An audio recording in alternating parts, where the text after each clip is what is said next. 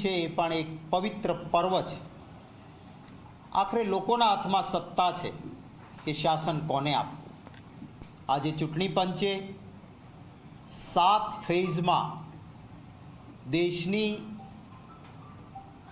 લોકસભાની અને 5 રાજ્યોની ચૂંટણીઓની જાહેરાત કરી છે। મને મારા પક્ષ વતી ચૂંટણીની થયેલી જાહેરાતોને આવકારતા ખૂબ આનંદ થાય છે। મેં કહ્યું એમ લોકશાહીમાં આખરે જનતા જનાર્દન મહાન છે।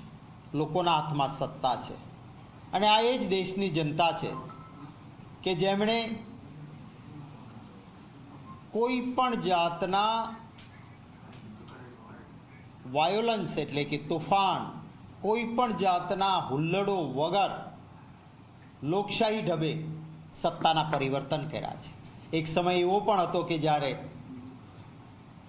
દેશના વડાપ્રધાન હતા ઇન્દિરા ગાંધીજી, એ હાર્યા પણ ખરા અને સત્તાથી બહાર પણ કોંગ્રેસ રહી, પણ થોડા જ સમયમાં આ દેશની જનતાને લાગ્યું કે આ ભૂલ હતી અને ઇન્દિરાજીને ફરી વડાપ્રધાન બનાવ્યા, કોંગ્રેસને શાસન આપ્યું અને જીવા ત્યાં સુધી એ વડાપ્રધાન પણ રહ્યા। એટલે આ દેશની, આપણા દેશની જનતાની આ તાસીરને હું બિરદાવું છું।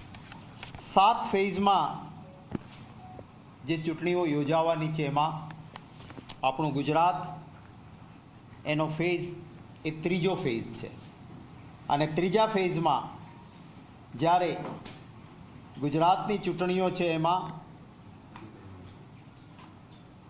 નોટિફિકેશન જે છે એ 16 માર્ચે આવશે। 12 એપ્રિલે ગેઝેટમાં નોટિફિકેશન પ્રસિદ્ધ થશે। જે લાસ્ટ ડેટ ઓફ નોમિનેશન એટલે કે ફોર્મ ભરવાની છેલ્લી તારીખ 19 એપ્રિલ રહેશે।